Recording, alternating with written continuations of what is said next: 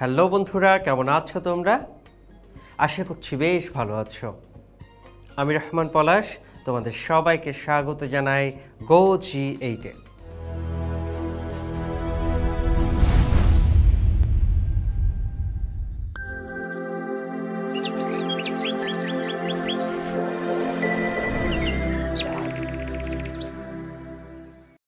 বন্ধুরা, আজকে আমরা একাদশ দ্বাদশ শ্রেণীর বাংলা প্রথম পত্র বইয়ের 52 দিনগুলো এই গল্পের পরবর্তী অংশ নিয়ে আলোচনা করব। তোমরা ইতিমধ্যেই জানো যে গল্পটা লিখেছেন বঙ্গবন্ধু শেখ মুজিবুর রহমান। তাহলে চলো বন্ধুরা, শুরু করা যাক। বন্ধুরা, গত এপিসোডে আমরা দেখেছিলাম জেলখানায় বঙ্গবন্ধুকে নাকের ভিতর নল ঢুকিয়ে খাবার দেওয়া হতো। এতে করে তার নাকে ঘা হয়ে যায় এবং যন্ত্রণায় তিনি কাতর হয়ে ওঠেন। এদিকে তার শরীর অনেক দুর্বল হয়ে যায়। এমতো অবস্থায় সিভিল সার্জন ও ডাক্তার সাহেব এবং জেল কর্তৃপক্ষ সকলেই তার যেন কোনো অসুবিধা না হয় সেই চেষ্টা করছিলেন এবং পাশাপাশি তাকে অনশন ভাঙার জন্য নিষেধ করছিলেন। কিন্তু বঙ্গবন্ধু তা শোনেননি। এদিকে তিনি দুর্বল শরীর নিয়ে লুকিয়ে ছোট ছোট করে চিঠি লেখা শুরু করলেন এবং 4 জনের কাছে 4টা চিঠি লিখলেন। একটি চিঠি তার বাবার কাছে, একটি তার স্ত্রী রেনুর কাছে, আরেকটি হোসেন শহীদ সোহরাওয়ার্দীর কাছে এবং আরেকটি চিঠি মাওলানা আব্দুল হামিদ খান ভাসানীর কাছে। বন্ধুরা, আজকে আমরা এর পরের কি হয়েছে তাই আলোচনা করব। শেখ মুজিব বলেন, 21শে ফেব্রুয়ারি আমরা উদ্বেগ উৎকণ্ঠা নিয়ে দিন কাটালাম। রাতে সিপাহীরা ডিউটিতে এসে খবর দিল ঢাকায় ভীষণ গোলমাল হয়েছে, কয়েকজন লোক গুলি খেয়ে মারা গেছে। রেডিওর খবর ফরিদপুরে হরতাল হয়েছে। ছাত্রছাত্রীরা শোভাযাত্রা করে জেল গেটে এসেছিল। তারা বিভিন্ন স্লোগান দিচ্ছিল, রাষ্ট্রভাষা বাংলা চাই, বাঙালিদের শোষণ করা চলবে না, শেখ মুজিবের মুক্তি চাই, রাজবন্দীদের মুক্তি চাই, আরও অনেক স্লোগান। বন্ধুরা, সে সময় 21 তারিখ মানে হলো 1952 সালের 21শে ফেব্রুয়ারি। বঙ্গবন্ধু যখন ফরিদপুর জেলখানায় ছিলেন তখন ঢাকায় ভীষণ গোলমাল হয়েছিল। তাই বঙ্গবন্ধুরা সেই দিন অনেক উদ্বেগ আর উৎকণ্ঠা নিয়ে দিন কাটিয়েছিলেন জেলখানায়। এদিকে থানায় কর্তব্যরত সিপাহী ডিউটিতে এসে খবর দিল যে ঢাকায় ভীষণ গোলমাল হয়েছে, কয়েকজন লোক গুলি খেয়ে মারা গেছে, যা তারা রেডিওতে শুনেছে। বন্ধুরা, এখানে সেদিন অর্থাৎ 21শে ফেব্রুয়ারির দিন যারা গুলি খেয়ে মারা গেছে তারা কারা ছিলেন তা আমরা নিশ্চয়ই ধারণা করতে পারি। তারা ছিলেন সালাম, বরকত, রফিক, জব্বার। তারা ভাষার জন্য শহীদ হয়েছেন, রাষ্ট্রভাষা বাংলার দাবিতে শহীদ হয়েছেন। এদিকে ফরিদপুরেও হরতাল হয়েছে।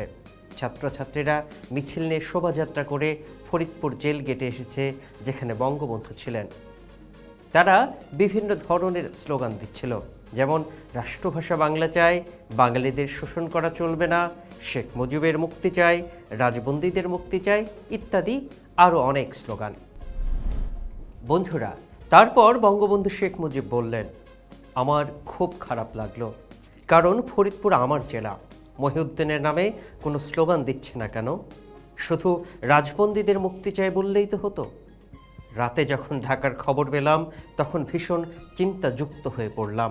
কত লোক মারা গেছে বলা কষ্টকর, তবে অনেক লোক গুলি খেয়ে মারা গেছে শুনেছি।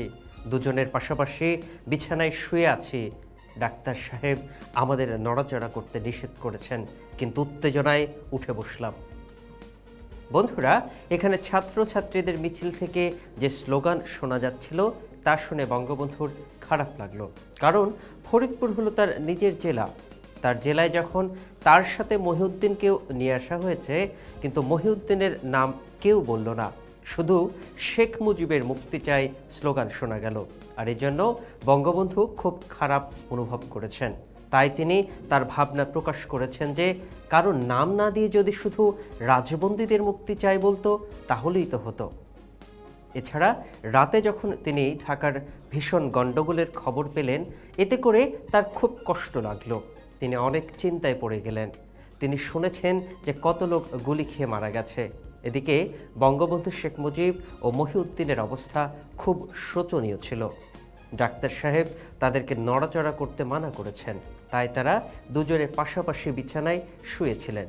কিন্তু এই খবর শুনে তারা নিজেদেরকে সামলাতে পারলেন না, তারা উত্তেজিত হয়ে উঠে বসে পড়লেন। বন্ধুরা, এরপর বলা হয়েছে 22 তারিখে সারাদিন ফরিদপুরে শোভাযাত্রা চলল। কয়েকজন ছাত্রছাত্রী এক জায়গায় হলেই স্লোগান দেয়, ছোট্ট ছোট্ট ছেলেমেয়েরা রাস্তায় বেড়ায় আর স্লোগান দেয়। 22 তারিখে খবরের কাগজ এলো, কিছু কিছু খবর পেলাম। মুসলিম লীগ সরকার কত বড় অপরিণামদর্শিতার কাজ করলো। মাতৃভাষা আন্দোলনে পৃথিবীতে এই প্রথম বাঙালিরাই রক্ত দিল। দুনিয়ার কোথাও ভাষা আন্দোলন করার জন্য গুলি করে হত্যা করা হয় নাই। অর্থাৎ বঙ্গবন্ধু এখানে বোঝাতে চেয়েছেন যে এই যে ভাষার জন্য যারা আন্দোলন করেছে, তাদের সেই মিছিলে যারা গুলিবর্ষণ করলো, তারা যে কত বড় অপরিণামদর্শিতার এবং অদূরদর্শিতার মতো কাজ করলো তা তারা জানে না। অর্থাৎ বঙ্গবন্ধু এখানে তৎকালীন সরকারকে উদ্দেশ্য করে একথা বলেছেন। তখন যে মুসলিম লীগ সরকার ছিল, তার ভবিষ্যতের কথা চিন্তা না করেই যে কাজটি করলো, এর পরিণাম যে কি হতে পারে তা তারা জানে না। এই কথাটি বঙ্গবন্ধু শেখ মুজিব এখানে বোঝাতে চেয়েছেন। তিনি এখানে আরও বলেছেন যে পৃথিবীতে এই প্রথম বাঙালি জাতি রক্ত দিয়েছে মাতৃভাষার জন্য। অর্থাৎ এর আগে কখনো কোনো জাতি ভাষার জন্য অন্তত রক্ত দেয়নি। এছাড়া দুনিয়ার কোথাও ভাষা আন্দোলন করার জন্য এভাবে গুলি করে হত্যা করার কোনো নজির নেই। এরপর লেখক অর্থাৎ বঙ্গবন্ধু শেখ মুজিবুর রহমান বলেন, জনাব নুরুল আমিন বুঝতে পারলেন না আমলাতন্ত্র তাকে কোথায় নিয়ে গেল। গুলি হলো মেডিকেল কলেজের হোস্টেলের এরিয়ার ভেতরে, রাস্তায় নয়। 144 ধারা ভঙ্গ করলেও গুলি না করে গ্রেফতার করলেই তো চলতো। আমি ভাবলাম দেখব কিনা জানি না, তবে রক্ত যখন আমাদের ছেলেরা দিয়েছে, তখন বাংলা ভাষাকে রাষ্ট্রভাষা না করে আর উপায় নাই। মানুষের যখন পতন আসে, তখন পদে পদে ভুল হতে থাকে। বন্ধুরা, এখানে নুরুল আমিন হলেন 1952 সালের ভাষা আন্দোলনে ছাত্র জনতার উপর গুলিবর্ষণের জন্য দায়ী তৎকালীন মুখ্যমন্ত্রী, যিনি বাংলাদেশের মুক্তিযুদ্ধ ও স্বাধীনতার বিরোধিতাকামী। বাংলাদেশ স্বাধীন হওয়ার পর নুরুল আমিন পাকিস্তানের নাগরিকত্ব গ্রহণ করেন। এছাড়া আমলাতন্ত্র হচ্ছে রাষ্ট্রীয় প্রশাসনে সরকারি কর্মচারীদের কর্তৃত্বমূলক ব্যবস্থা।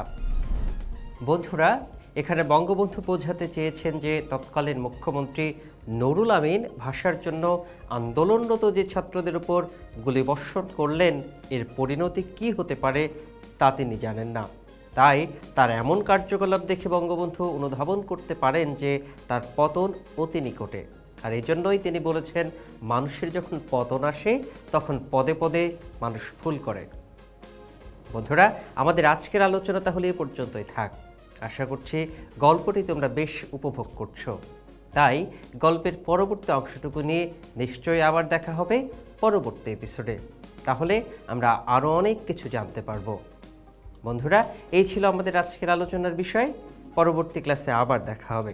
ততদিন পর্যন্ত তোমরা সবাই ভালো থেকো, সুস্থ থেকো এবং গো জি8-এর সাথেই থেকো।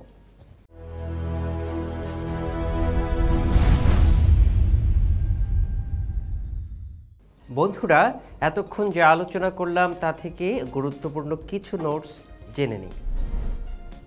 ফরিদপুরের মিছিলে যে সকল স্লোগান দেওয়া হচ্ছিল সেগুলো হচ্ছে, রাষ্ট্রভাষা বাংলা চাই, বাঙালিদের শোষণ করা চলবে না, শেখ মুজিবুরের মুক্তি চাই, রাজবন্দীদের মুক্তি চাই ইত্যাদি। নুরুল আমিন হলেন 1952 সালের ভাষা আন্দোলনে ছাত্র জনতার উপর গুলিবর্ষণের জন্য দায়ী তৎকালীন মুখ্যমন্ত্রী। 1952 সালে তৎকালীন সরকারের নাম ছিল মুসলিম লীগ সরকার। আমলাতন্ত্র হচ্ছে রাষ্ট্রীয় প্রশাসনে সরকারি কর্মচারীদের কর্তৃত্বমূলক ব্যবস্থা।